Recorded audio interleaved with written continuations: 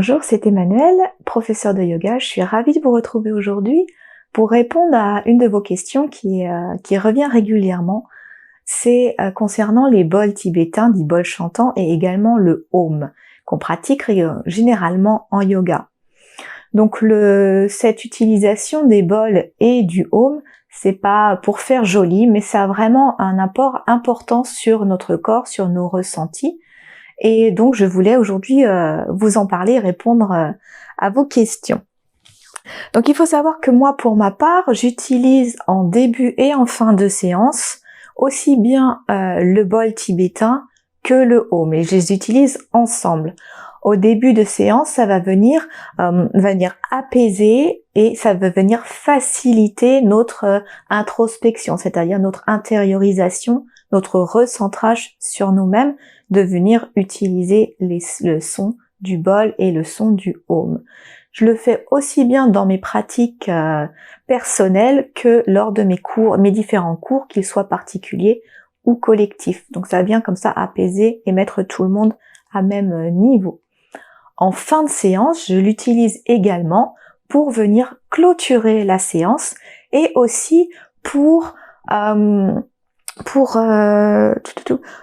consolider la pratique et tout ce que vous aurez vu pendant la séance de yoga. Vous pouvez très bien utiliser ces sons pendant les séances de yoga, mais également en dehors des séances de yoga, parce que ça a vraiment un impact sur votre corps. Donc, le Om, déjà, c'est un son qui est très important en Inde et dans les pays d'Asie. Il est utilisé d'ailleurs régulièrement dans leur vocabulaire. C'est un son qui, pour eux, vient expliquer la création du monde lors du Big Bang. C'est ce qu'ils appellent le son universel, un son non frappé. Vous savez que lorsqu'on veut créer un son, il faut venir taper deux choses l'une contre l'autre. Nos mains, un bâton, quelque chose, voilà. Pour qu'il y ait un son, il faut frapper. Ce son du Om, en fait, a été, pour eux, créé sans qu'il y ait besoin de l'intervention de deux choses ou de deux objets. Le son Om se prononce également Aum. Il part du bas du ventre et il va remonter jusqu'au sommet de notre crâne. Je vous montre comment on vient le chanter. Donc, vous allez déjà commencer par expirer l'air qui est contenu dans votre corps pour laisser ensuite le son partir du bas de votre abdomen, donc de votre chakra racine, votre chakra d'ancrage, et il va venir remonter jusqu'au sommet de votre tête. Il va venir comme ça, le son Om, faire vibrer l'ensemble de votre corps, de vos organes, de votre ossature et de tous les liquides qui sont contenus dans votre corps. Le Om part donc du bas du ventre et va remonter jusqu'au sommet. Vous allez commencer par inspirer, puis prononcer le son A, qui va partir à peu près donc du bas du ventre jusqu'au cœur, puis il va se transformer en Om, mais là il sera nasillé. Vous allez le prononcer, le faire chanter plus par le nez pour venir faire vibrer votre crâne. Ça va donner ceci. J'inspire.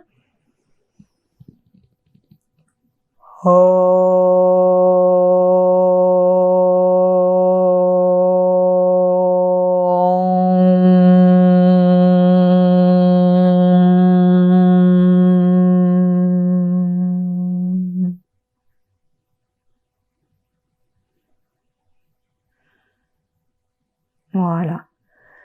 Et donc je l'utilise avec le bol en même temps, ça va venir vraiment créer une ambiance particulière. Ça donne ceci en début et en fin de séance. J'inspire.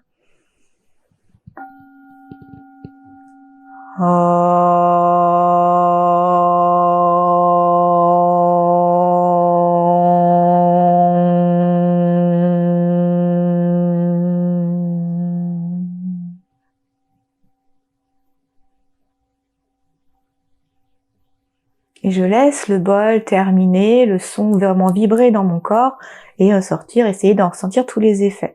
Vous allez me dire, ok, c'est bien joli ce qu'elle fait, mais c'est quoi vraiment les effets de ces sons? Donc je vais venir vous les expliquer. Il faut savoir que notre corps est constitué à 75-80% d'eau, de liquide, et que comme il a été prouvé de nombreuses fois par des études scientifiques, l'eau a une mémoire, c'est-à-dire qu'elle va retenir des informations. Tout ce qui se passe va être retenu dans l'eau. Donc notre corps va retenir tout ce qui est émotion, tout ce qui est expérience que nous avons eu, les ressentis, tout ce qui s'est placé, tout ce qu'on a vécu est retenu dans l'eau qui est contenue dans notre corps. Le fait de venir faire vibrer les bols va permettre de faire vibrer toutes les molécules d'eau qui sont contenues dans notre corps et donc de les réharmoniser, de leur redonner leur place initiale. Au lieu de rester bloqué dans une émotion, dans une sensation, dans un blocage particulier, les vibrations vont venir libérer ces blocages et réharmoniser nos différentes énergies. Si vous mettez par exemple de l'eau dans un bol, que vous le remplissez à peu près à 80% et que vous venez faire résonner ce bol, vous allez voir qu'au bout de quelques instants, l'eau va vibrer sur les côtés et ensuite se mettre à frémir, comme à vouloir jaillir en dehors du bol. Imaginez ce que ça provoque carrément complètement en vous, ces vibrations également. Donc je vais venir vous faire la petite expérience avec l'eau dont je vous parlais tout à l'heure. Comme notre corps est constitué à 80% d'eau, donc imaginez que le bol c'est notre corps physique et que l'eau ici c'est les liquides contenus dans notre corps. Regardez ce que ça va venir, ce que les vibrations vont venir faire sur vos liquides.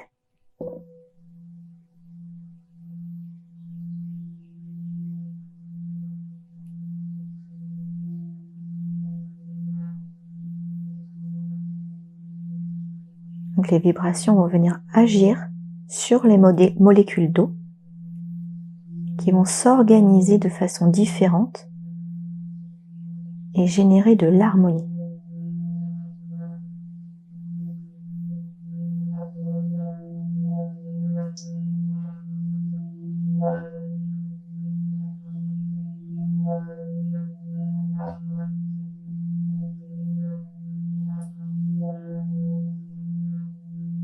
Le son et les vibrations, donc avec le son et les vibrations, nous nous débarrassons de nos conditionnements latents, de nos obstacles, et nous nous relions à l'espace.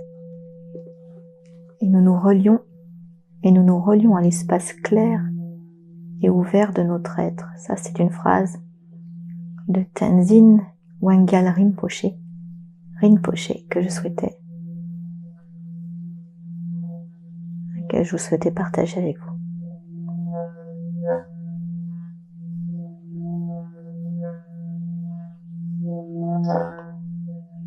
Tout dans notre corps va venir se réharmoniser, reprendre une place, sa place initiale, d'avant les blocages, d'avant les stress, d'avant différentes expériences.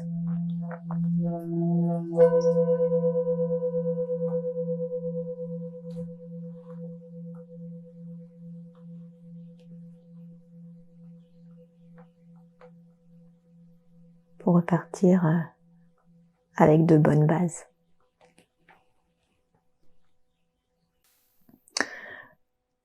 La physique quantique nous dit que tout est énergie, tout est conscience, tout est vibration, tout est son.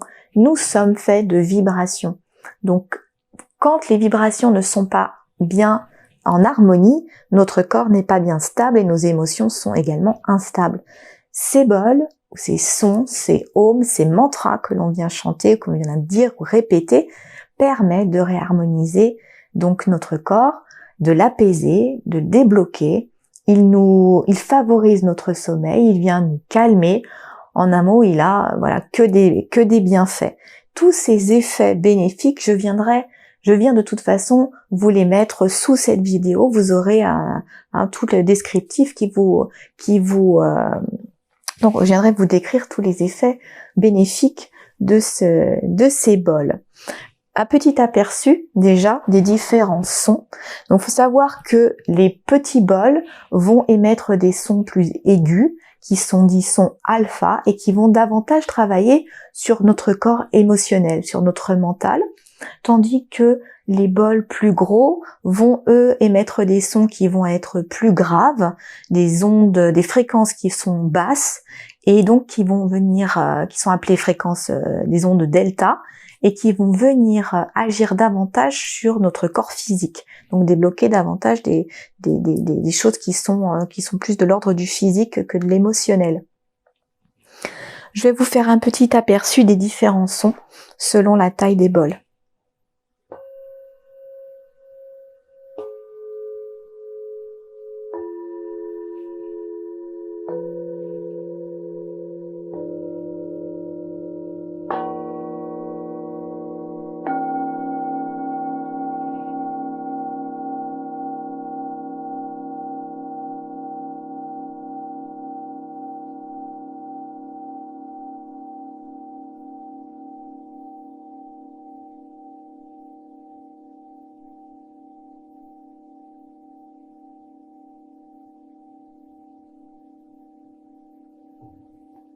Les bols, c'est comme nos empreintes digitales. Chaque bol est unique.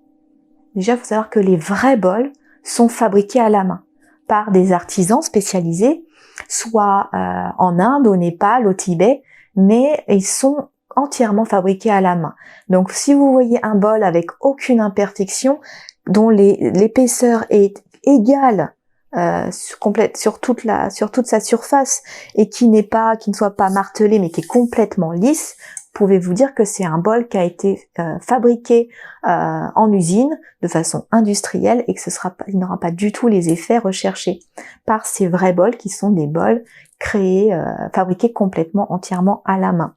Donc ces bols sont fabriqués à partir de 7 métaux, toujours les mêmes, avec différentes proportions. Les différents métaux, ce sont l'or, l'argent, le mercure, le cuivre, le fer, l'étain et le plomb. Et ce sont également des métaux que nous retrouvons en différentes proportions dans notre corps. Donc lorsque vous allez faire vibrer un bol, chaque métaux va venir résonner en résonance avec le métal qui est contenu dans votre corps. Donc le mercure qui sera contenu ici dans ce bol va venir en résonance directe avec le mercure qui est dans mon propre corps et venir agir sur celui-ci. Les 7 matériaux, les utilisés, représentent aussi les 7 jours de la semaine, les 7 astres, je vous disais, qu'on voit de la Terre, et également les principaux chakras que nous avons dans notre corps. Les chakras, ce sont des roues d'énergie qui sont contenues dans notre corps. Faut savoir que notre corps est parcouru de milliers de canaux énergétiques, qu'on appelle aussi des méridiens en Asie, qu'on appelle plutôt les nadis en Inde. Ce sont des canaux d'énergie qui traversent notre corps. Il y en a 3 principaux, Ida, Pingala et Sushumna. Et lorsque ces canaux d'énergie viennent comme ça se croiser, c'est là où se forment nos différents chakras, nos différentes roues d'énergie. Les bols, les matériaux utilisés dans ces bols vont aussi venir agir directement sur ces différents chakras, ces différents points, ces différentes roues d'énergie et réharmoniser tout ça dans notre corps. J'ai le privilège et la grande chance de connaître un artiste exceptionnel qui s'appelle Franz Niller et qui lui est spécialisé dans les bols tibétains. Il va lui-même les chercher et les choisir à l'étranger. Et en France, il organise et il propose très régulièrement partout en France des concerts et des ateliers de bols tibétains. Vous pouvez d'ailleurs retrouver ces informations, les ateliers qu'il donne, les concerts qu'il donne sur sa page On a du bol, sa page Facebook, sa chaîne YouTube également On a du bol, où là vous pourrez entendre une petite partie de ses concerts, ou son site internet du même nom. Grâce à lui, j'ai été initiée à l'utilisation de ces bols et j'ai mis du coup en place avec lui un protocole de soins énergétiques et depuis plusieurs années maintenant, je propose des soins énergétiques avec ces bols. Donc je viens placer la personne qui le décide dans une posture allongée, hein, où il reste complètement habillé, et je vais venir circuler autour de cette personne pour annoncer au corps qu'il va recevoir des vibrations, et ensuite je vais venir déposer différents bols aux différents endroits de son corps, sur les différents chakras, et ça va venir travailler sur chacun de ces chakras. Lorsqu'une personne comme ça vient me voir pour un soin énergétique, je peux pas lui dire exactement ce qu'il va vivre ou ce qu'il va ressentir. La seule chose que je peux lui dire, c'est qu'il va vivre quelque chose. Il va ressentir des choses, ça c'est sûr et certain. Après, chaque soin énergétique est complètement différent d'un individu à l'autre, mais également d'un jour à l'autre, d'une fois à l'autre. Un soin que vous recevez aujourd'hui, demain, ce même soin sera peut-être ressenti complètement différemment. Ça va dépendre de la façon dont vous êtes aujourd'hui, si vous vous sentez bien ou si vous êtes plutôt dans un émotionnel assez fort ou vous vous sentez pas très bien. Si vous êtes ouvert pour recevoir ces vibrations ou au contraire fermé à vous dire oui, de toute façon il va rien se passer, ou au contraire si vous êtes plus dans une telle attente à vous dire oui, il faut qu'il se passe quelque chose avec ces bols. Donc si vous êtes vraiment dans cette attente, j'ai peur que rien ne se produise non plus. Le mieux dans ces soins énergétiques, c'est vraiment de laisser faire, d'être ouvert et d'accueillir les vibrations et ainsi laisser faire ce qui doit se faire et se produire. Donc ces bols, je vais venir les frapper différemment. Déjà en général, un bol, quand on l'utilise, on le prend dans la main, soit au bout des doigts, soit à pleine main, mais venez écarter ici vos différents doigts. Et vous allez le frapper avec la première tiers de votre maillet et sur la partie haute de votre bol. Si vous fermez complètement la main, le son va être bloqué. Donc venez laisser bien votre paume ouverte, déposez le bol, le bras est relâché et vous allez tout simplement frapper ici votre bol. Selon le maillet que vous utilisez, ici c'est un maillet en feutre qui va donc procurer un son beaucoup plus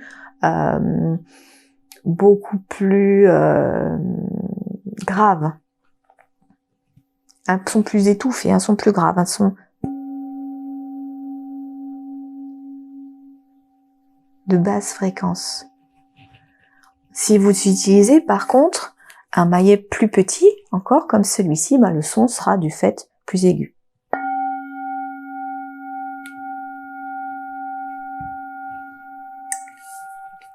Donc première façon d'utiliser son bol, c'est un petit coup tout simple sur le haut du bol, vous laissez faire, vous pouvez placer votre bol ici tout simplement ou l'amener également au niveau de votre troisième œil. Donc le troisième œil se trouve entre vos sourcils, à quelques centimètres à l'intérieur de votre crâne.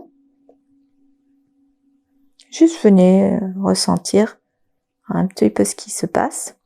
Donc vous pouvez utiliser votre bol de cette façon ou alors venir le faire vibrer. Vous donnez un petit coup sec et vous continuez à frotter le feutre de votre maillet contre votre bol.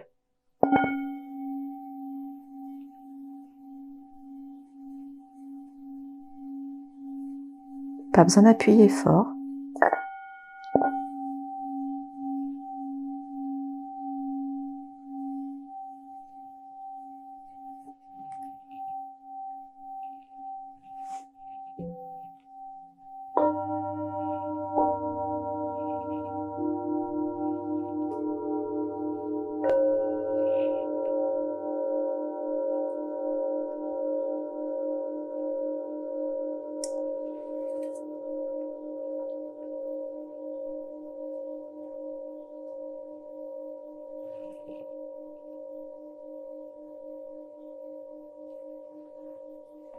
Si vous souhaitez vous procurer un bol Déjà, n'allez pas vous ruer tout de suite sur internet et chercher bol tibétain et vous acheter le premier bol que vous allez voir.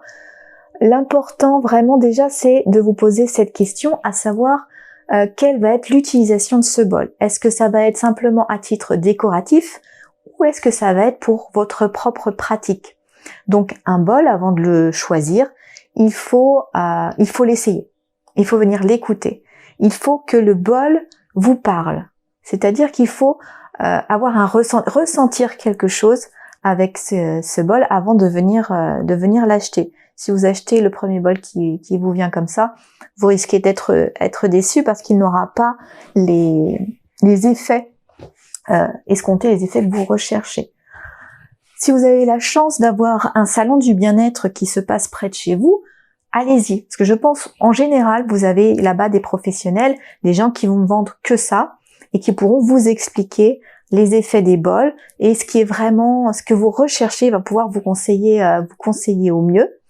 Ou alors dans des magasins spécialisés, ou si vous avez la chance de croiser sur la route Franz dont je vous parlais tout à l'heure, parce que lui, il vogue toujours à droite à gauche dans sa camionnette.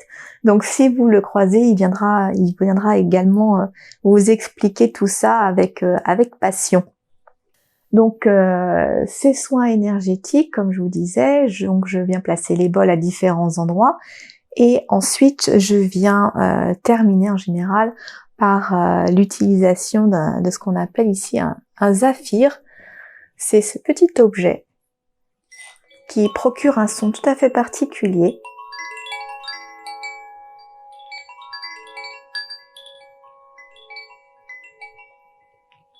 Et qui permet de réveiller la personne en douceur, de la ramener un petit peu, de ramener sa conscience un petit peu ici en ma présence, d'apaiser. Si la personne a vécu quelque chose d'assez fort, elle permet de venir l'apaiser et la ramener ici et maintenant. Et lorsque vous avez terminé d'utiliser ces bols, laissez bien les sons se terminer. Les sons durent très longtemps, peuvent durer très longtemps. Mais placez votre conscience dans ces sons, dans ces vibrations, laissez faire, ressentez ce qui se passe en vous, et de toute façon, vous ne pourrez en retirer que des bénéfices. Je vous souhaite de très très belles expériences. Si vous avez encore des questions par rapport à ces bols, n'hésitez pas à me les poser. J'essaierai d'y répondre rapidement, et puis de toute façon, j'essaierai toujours d'y répondre avec grand plaisir. Et je vous dis à très très bientôt pour une prochaine vidéo et passez une très belle journée. À bientôt. Namasté.